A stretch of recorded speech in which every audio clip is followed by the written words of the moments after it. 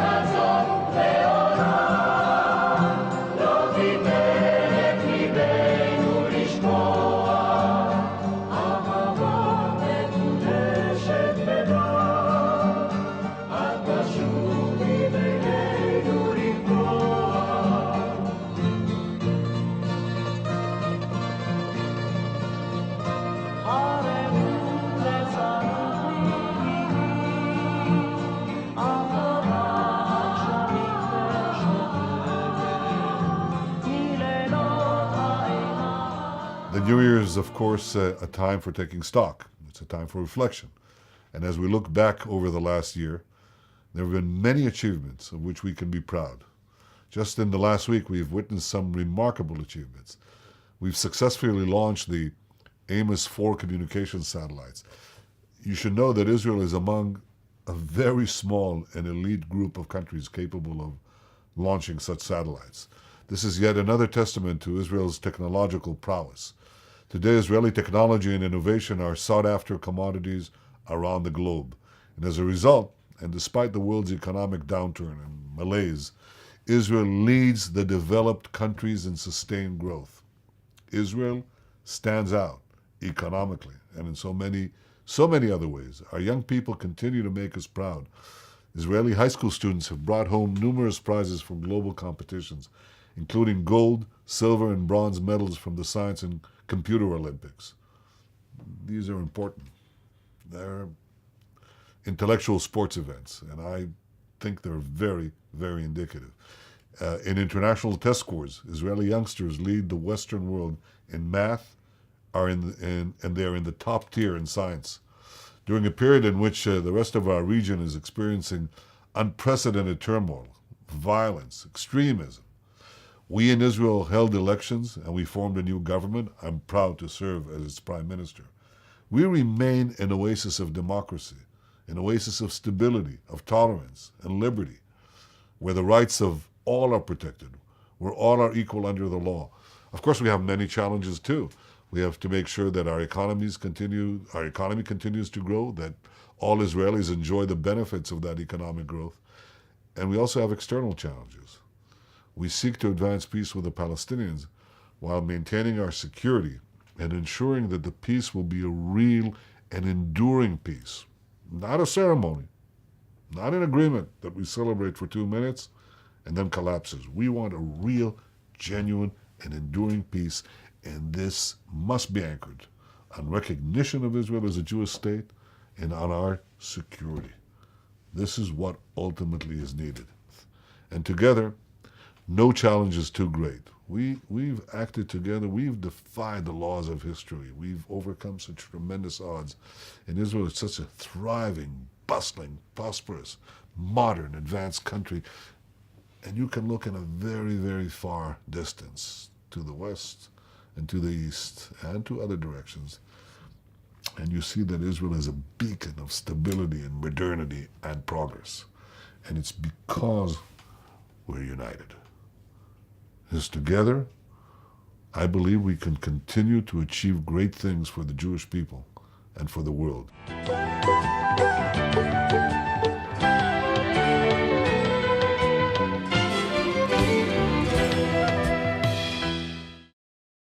With us now is Dr. Abram Fischler and Neil Van Dree. Good to have you back on the show, sir. Thank you, thank you.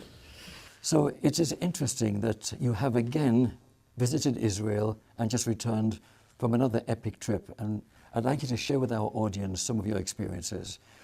Tell us of the highlights. Well, one highlight was that I had dinner with a general who was an American that flew over in 48, never returned, but he did fight in the sequence of wars which Israel faced. He served to reach the title general. He retired and then he went to work for the police department, and now he's thinking about retiring from the police department. So, but I had dinner with him and his wife's sister in his home, and that was nice. That was one of the highlights. The other highlight was having a chance to listen to Peretz and the Prime Minister and ease my anxiety, because I went there to find out what they were waiting for. If you give me a few minutes, I'll tell you what that means. By all means. When I grew up as a young boy, I lived in Little Italy, Brooklyn. And if someone told me they were going to hit me, I made sure that I started the fight, and I hit him first. So I grew up in an area which said to me, don't wait to get hit. If you know it's inevitable, become an offensive person. So I'm a hawk when it comes to Israel, because there's somebody in the world that says he's going to wipe me off the map. And after he says it 3 or 4 times, I believe him. So I'm not going to wait around for an event that forces me to retaliate, because if he gets what he wants, Israel will be off the map, because it's a small country and it wouldn't take more than 1 or 2 atomic bombs, and there'd be 7 million deaths and no country. So I feel as though he's waiting for an event to occur, at least before I went to Israel, and I don't think that's what he ought to be doing. It's so interesting that in all of the years that you visited Israel, so many changes. They've made the desert bloom, provided the world with so much innovation in technology, agriculture, medicine, and so forth. Quite astonishing, really astonishing. And the entire Middle East could benefit so much more through peace. There is peace with Egypt, some kind of peace, and with Jordan. But if there was a real peace with all of the Arab countries, if they would recognize Israel's right to exist, how much better things would be for all people. What are your thoughts on coexistence, Neil? I agree that we obviously would strive for peace. Certainly we're all in the same boat there. I often wonder what causes the difficulties and the tribulations that we're seeing. And I can envision a world in the future that would be a utopic world where we can all get along. But I think that we'll see that. I certainly hope so within my lifetime. He's an optimist. I am. I'm not an optimist. I don't see that occurring in my lifetime, because I don't sense that the other side even begins to understand the true potential of being a friend of Israel. It's the 3rd largest gross economy in the world. In the world. Think about that. Incredible. It's incredible. On a piece of land that's not very large, 9 miles wide in the center. It's about the length of not even Florida as a state. It's 470 miles in Florida. They're not 470 miles. So to be able to achieve that and have it next door, knowing that they could do far more if they had more land and more opportunity, they could be an important economic engine for that whole area, for the whole area. But I don't sense that they're ready to give up the tribalism within the countries and how they operate, etc. And for some reason, they don't like us.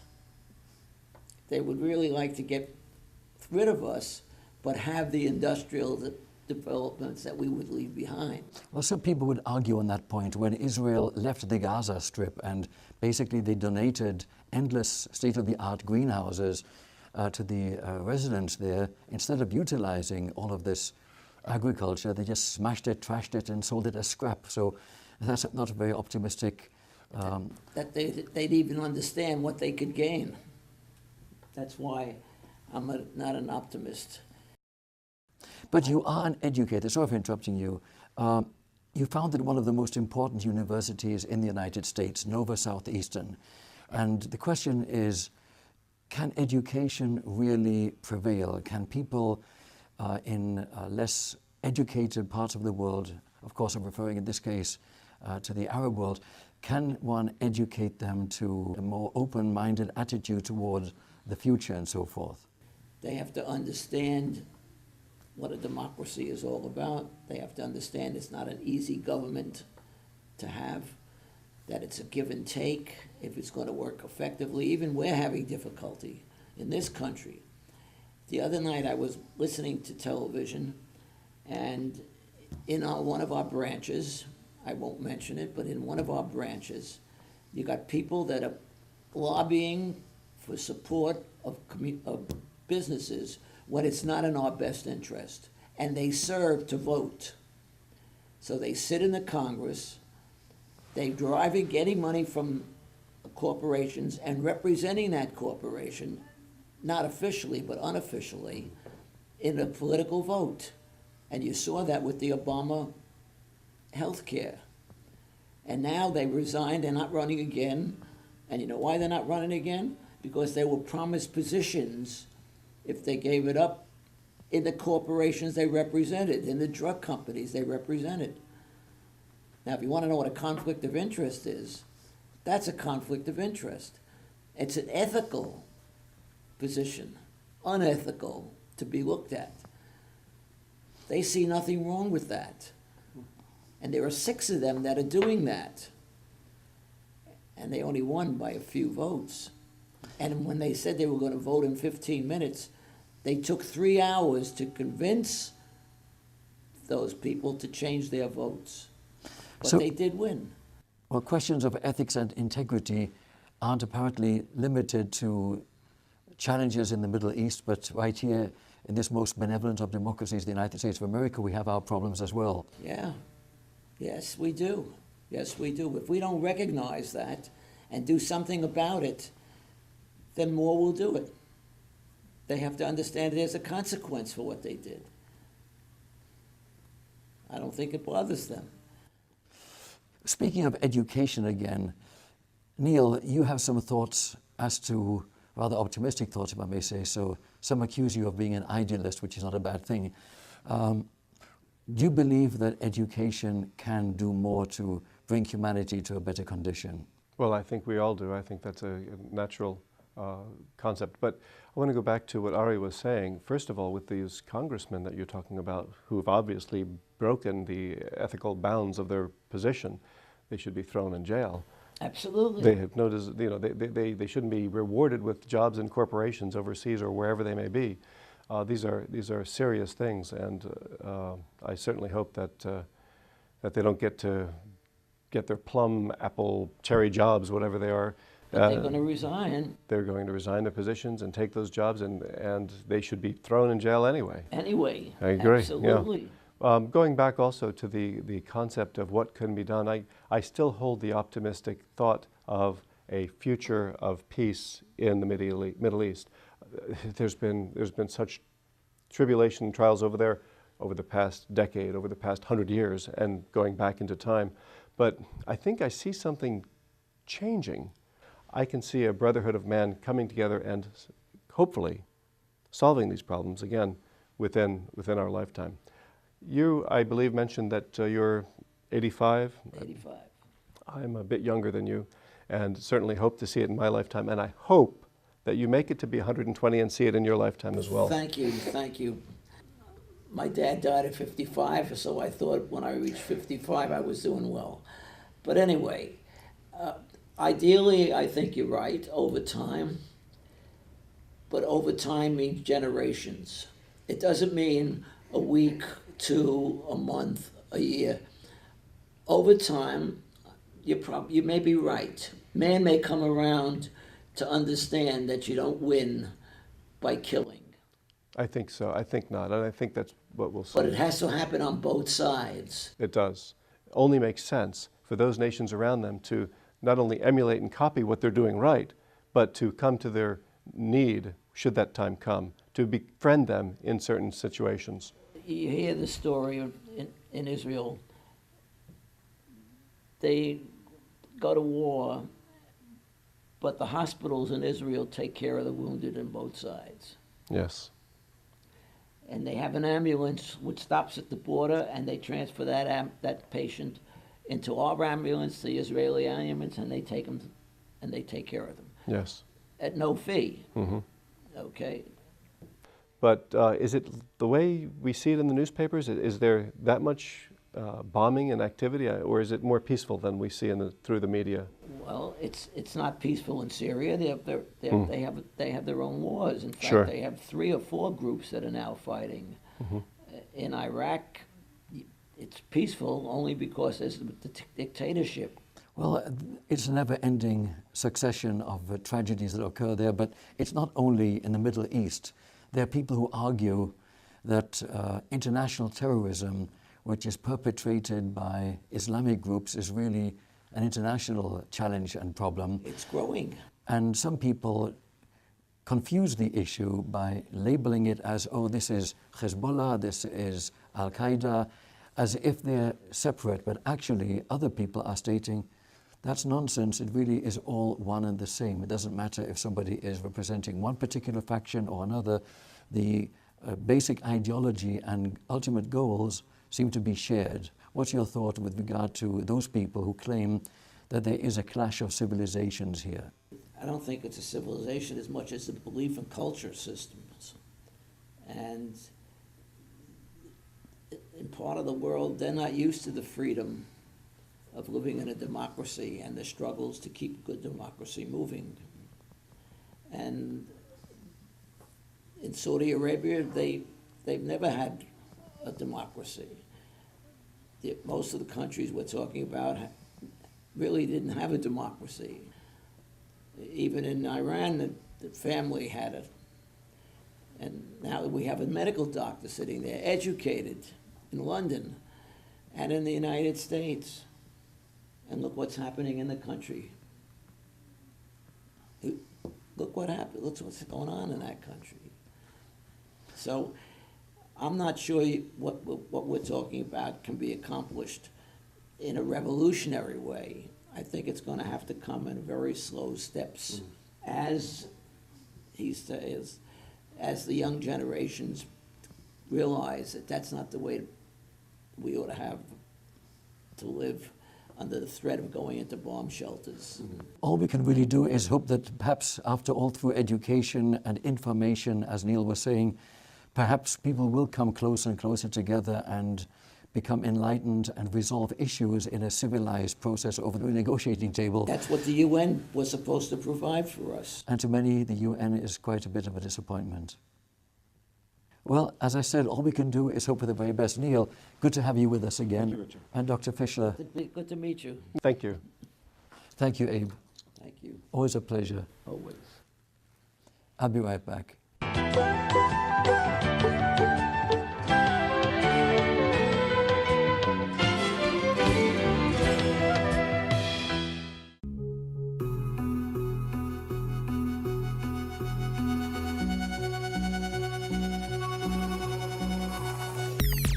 Professor Alon Wolf's research in his biorobotics and biomechanics lab models the genius of nature. This snake robot can bring us to life-saving locations, such as the narrow arteries of the body or the perilous depths of disaster sites.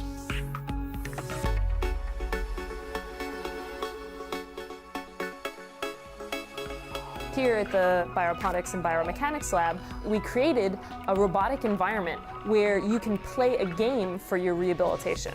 We record how you're moving and we adapt the game to your individual needs so that the game changes as you improve. I think that Technion is a really great place to do research because there's a focus on making research that's useful, that'll actually provide benefit to the world.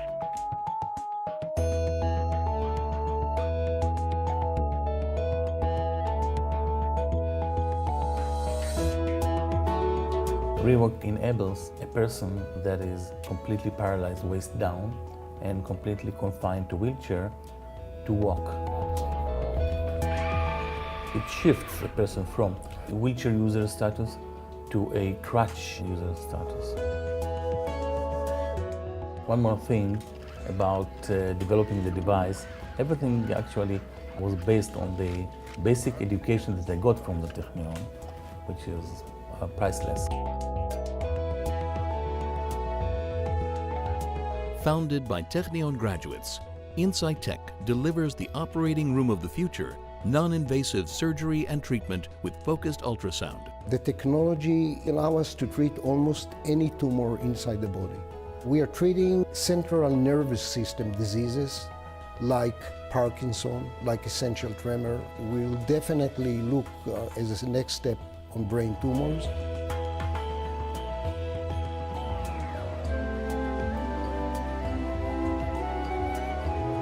Technion professors Musa Yudim and John Finberg partnered together with Teva Pharmaceuticals to create Azilect, an advanced medicine to slow the progression of Parkinson's disease, providing relief to millions of patients around the world.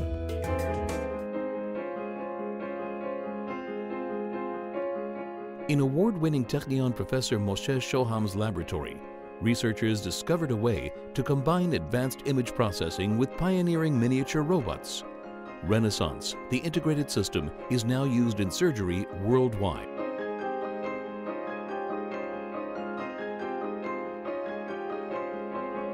Since Technion scientist Professor Joseph Itzkovitz Eldor co-authored the 1998 paper unveiling the infinite possibilities of stem cell technology, Technion scientists have become leaders in stem cell research.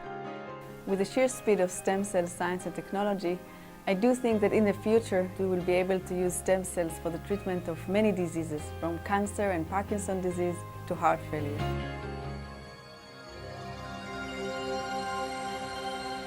Engineers Without Borders at the Technion is a volunteer engineering group.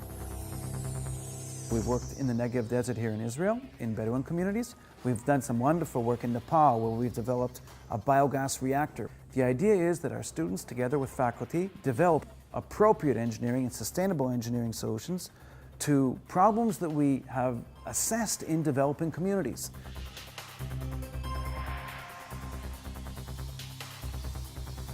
Professors do believe that there is a petroleum offshore of Israel. We established the only program in Israel that prepares the engineer to work. Literally, how to work on a rig. Israel can be independent energetically, which is a national task.